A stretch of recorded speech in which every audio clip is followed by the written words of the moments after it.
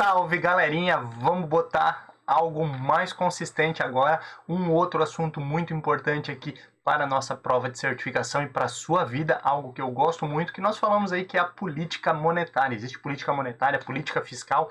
Vamos falar agora sobre política monetária.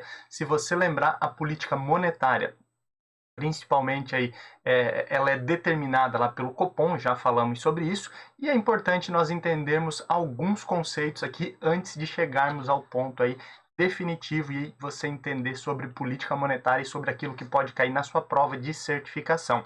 Já falamos sobre depósito compulsório lá no primeiro módulo, quando nós falamos aí sobre Banco Central, CVM, e Conselho Monetário Nacional, mas o depósito compulsório, né, basicamente, de todo recurso que entra em um banco, em uma instituição financeira, um percentual dele é destinado a compulsório. Como assim destinado a compulsório?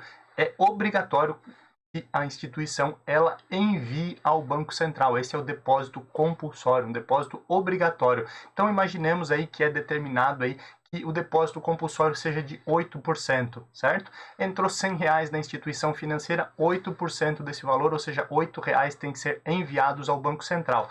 Não é um imposto, não é um tributo, esse dinheiro continua sendo da instituição financeira, mas ele tem que ficar reservado em depósito compulsório. Depósito compulsório é utilizado para tirar também um pouco da liquidez do mercado. Com muito dinheiro na mão, os bancos, as instituições financeiras vão emprestar demais e aí corre um grande risco aí da economia como um todo subir demais inflação, daqui a pouco ter uma catástrofe muito grande, uma quebradeira aí de instituições financeiras. Existe uma série de fatores aí que são importantíssimos que age, então, o depósito compulsório. A política monetária, então, ela consiste em mexer, aumentar ou reduzir esse depósito compulsório. Continuando aqui, você também vai lembrar do redesconto, né? Redesconto é aquela ideia, também é uma política monetária, onde o banco ficou devendo, ficou em débito no final do dia. Ele tem duas opções, né? A gente já falou sobre a taxa DI, que é ele pegar dinheiro emprestado com outra instituição financeira, fechar certinho, não fechar em débito, fechar no azul, né? E não fechar no vermelho aquele dia, e aí no dia seguinte ele devolve. Quando outra instituição não tem dinheiro para emprestar para esse banco aí que ficou no vermelho, que ficou em débito, ele pode pedir esse dinheiro aí para o Banco Central, para o governo. Isso é o redesconto. Ele vai lá, pede esse dinheiro para o Banco Central, normaliza e, óbvio, depois ele devolve. Normalmente esse valor é mais caro, né? O governo vai dizer que, olha, eu vou te cobrar um pouquinho mais do que você iria ser cobrado talvez lá no mercado, porque normalmente aí existe aí a realidade de que os bancos preferem negociar entre eles do que com o governo. Mas também é uma política monetária, a gente vai falar sobre isso daqui a pouquinho.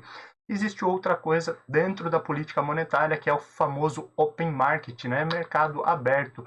O open market é uma política monetária também, onde o governo aí, ele decide se ele vai comprar mais ou vender mais títulos públicos federais, né? E aí a gente vai falar mais para frente sobre os títulos públicos federais, mas são títulos de dívida que o governo emite e vende para os bancos que revendem depois aí para as pessoas essas dívidas, né? Então é uma dívida do governo, uma dívida que o governo criou, pegou dinheiro emprestado através dessa venda de títulos.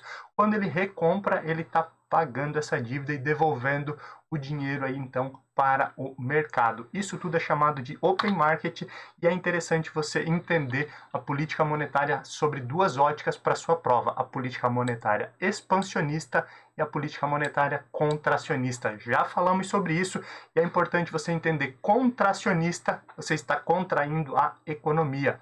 Expansionista, você está expandindo. E aí é interessante que cada uma daquelas políticas que nós falamos anteriormente, elas podem entrar aqui como políticas expansionistas ou contracionistas. Imagine, nós acabamos de falar sobre open market. Open market é uma política expansionista ou uma política contracionista? Depende da forma como ela é colocada. Em um momento onde o governo está comprando títulos públicos federais, ou seja, ele já vendeu lá atrás, agora ele está recomprando, ou seja, quando ele está recomprando, ele devolve dinheiro para o mercado. Mais dinheiro na mão, mais circulação de recursos, isso é uma política expansionista. Então, o open market, nesse caso, seria uma política expansionista. Já se o governo estiver vendendo e aí ele está tirando dinheiro do mercado, isso se torna uma política contracionista. O open market viria para cá. O depósito compulsório segue a mesma linha. Depósito compulsório, quando o governo ele reduz o depósito compulsório, ele está dizendo assim, ó, mais dinheiro para vocês, banco, podem emprestar. Isso é uma política expansionista. Então, o depósito compulsório, que nós vamos chamar aqui de DC, depósito compulsório, tornou-se uma medida expansionista. Ele também pode transformar isso em uma medida contracionista. De que forma? Ao invés de reduzir, ele aumenta a taxa do depósito compulsório. A gente falou anteriormente em 8%, por exemplo, é algo hipotético, né? Mas ele resolve colocar isso em 10, 15, 20%. Ele está tirando dinheiro do mercado, tirando liquidez, e isso é uma política contracionista. E nós podemos também falar sobre a política de redesconto, vamos só chamá-la de R aqui. O R é a política de redesconto, né? Ou a ferramenta de redesconto também pode ser aí uma política expansionista ou uma política contracionista. De que forma, professor? O redesconto, quando eu aumento a taxa, né, para que o banco fique no 0 a 0 no final do dia, eu estou dizendo para ele, olha, eu vou te cobrar mais caro. Se você precisar do meu dinheiro, você vai pagar caro. E automaticamente os bancos, instituições financeiras não vão emprestar tanto para não fechar aquele dia no vermelho e não ter que ir atrás de dinheiro. Porque lembrando, se ele não consegue pegar dinheiro com outra instituição financeira, com outro banco, ele precisa ir ao governo. A política de redesconto, certo? A metodologia de redesconto.